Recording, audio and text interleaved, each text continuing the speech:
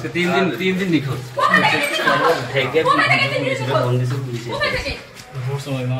আসলে আমরা 3 বান্ধবী, আর ওই বাসার যে আন্টি হচ্ছে আমার মার বান্ধবী।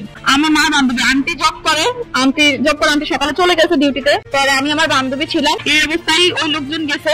যাওয়ার পরে বাসা চার্জ করে। আমরা মেয়ে মানুষ তো ভয় পাবো, আরো বলতেছে এখানে ছেলে আছে বা মাদক এগুলা বলতেছে, বলে বাসা চার্জ করছে। করার পর ওনারা কিছুই পায়নি, বাসায় কোনো ছেলেও পায় না এবং কোনো মাদক দ্রব্য বলতে এরকম কোনো আলামত বা মাদক দ্রব্য এসব কিছু ওরা পায় নাই। পরবর্তীতে পায় নাই এবং আমার দেবরে আমার ফোনের ভিতরে আমার যে মামলা মোকদ্দমা চলে আমার শ্বশুর বাড়ির লোকজনের সাথে, সেই মামলা মোকদ্দমার অনেক ভিডিও ফুটেজ, অনেক ডকুমেন্টস আমার আছে। ওগুলো ডিলিট করার জন্য আমার দেবরে আমার ফোন নিয়ে যেতে চাই এবং আমি ওই বাবাটাতে আমার দেবরের সাথে যে বকাটি ছেলেরা যায় তারা আমার গায়ের দিকে আমাকে মারধর করতে আসে, তাদেরকে কেউ ধরে রাখতে পারে না। পরবর্তীতে আমি কি করছি, 349 ফোন দিই নিজের আত্মরক্ষার জন্য। 349 ফোন দিই। একবার ওরা বাসা চার্জ করে বের হয়ে গেছে। বের হয়ে ওরা বাসায় ছিল না, নিচতলায় এসে দাঁড়ায় ছিল। আমরা তো বলতে পারি না, আমরা তো উপরে ছিলাম।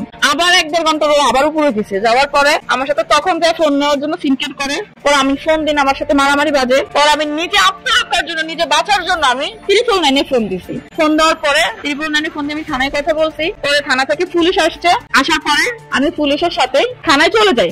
ও পুলিশ আসছে, পুলিশেরও বলছে যে আমার দেবরে যে বাসায় আমার ভাবি একটা ছেলের সাথে আছে এবং মাদকের সাথে আছে জড়িত। পরবর্তীতে আমার দেবরকে পুলিশ জিজ্ঞাসা করতে কোন আলামত বা কোন ছেলে এসব কোন একটা পাইছেন কিনা, বলছেন না। পরবর্তীতে পুলিশও বাসা তল্লাশি করে দেখছে যেরকম কিছু আছে কিনা, খুঁজছে ওনারও। পরে দেখছে কোনো পুরুষ লোক নাই। তারপরে সাংবাদিকেরা প্রত্যেকটা রুমে যায় খুঁজছে, দেখছে তাও কোনো পুরুষ নাই। পরবর্তীতে কোনো কিছু না পেয়ে পরে পুলিশ আমার সাথে ঝামেলা করবে, আমি পুলিশের সাথে চলে আসি। আমার আম্মু থানায় আছে, আমার আম্মুর সাথে আমি যাবো বিদায়। আমি পুলিশের গাড়িতে আমি নিজের স্বেচ্ছা হাইটা আমি পুলিশের সাথে চলে যাই থানাতে। আমি পুলিশের সাথে থানায় যাই। তো আমি যে নিজের স্বেচ্ছা হাইটা পুলিশের গাড়িতে উঠি, এগুলা ভিডিও করে কিছু লোকজনই এবং কিছু সাংবাদিক পরিচয় দিয়েছে, ওনারা সাংবাদিক। পুলিশের গাড়িতে আসি, সেটাও ওরা ভিডিও করে বলতেছে আমি ধরা পড়ছি। ভাই আমি যদি দেহ ব্যবসা হইতাম পুলিশকে আমাকে ছাড়তো, আমাকে তো চালান দিত। আমি আমার বাসায় কিভাবে থাকি 2 ঘন্টার মাথায় পুলিশের সাথে কথা হয় যে আমার হাজবেন্ডকে ফোন দেয় যে আপনার বউটা আপনার নাই, কার কাছে দিব? বলছে আমার শাশুড়ির কাছে দিয়ে দেন। পরে আমার মার সাথে আমাকে পাঠিয়ে দিচ্ছে এবং আমার হাজবেন্ডের বলছে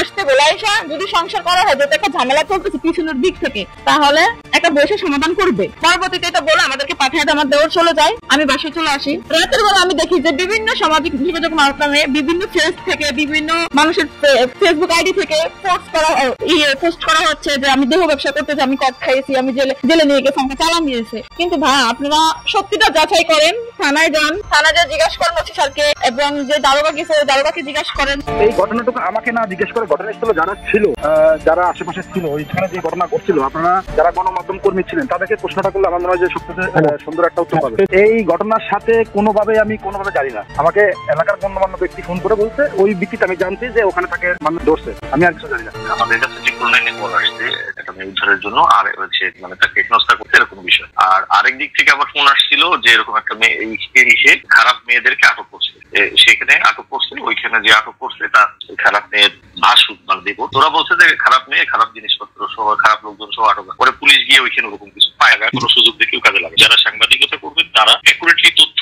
স্পেসিফিক ভাবে তুলে তারপরে নিউজ করা উচিত। কারণ ধরেন আমরা জানি অমুক লোক মাদক ব্যবসা করে, মাদক সহ ধরা পড়লে আপনি নিউজ করেন মাদক সহ ধরা পড়ছে, কিন্তু মাদক সহ ধরা না পড়লে আপনি যদি নিউজ করেন অমুক মাদক ব্যবসায়ী গ্রেপ্তার, তাহলে কিসে গ্রেপ্তার হবে? ওয়ারেন্টে গ্রেপ্তার হয়েছে, না হলে মাদক সহ গ্রেপ্তার, কোনো একটা কিছু হবে। কিন্তু আপনি নিউজ করে দিল দেহ ব্যবসায়ী গ্রেপ্তার, কিন্তু তার সাথে কোনো নাই, কিছু নাই, স্পেসিফিক কোনো কিছু পাইলাম না। এই নিউজটা আসলে সঠিক হইল না।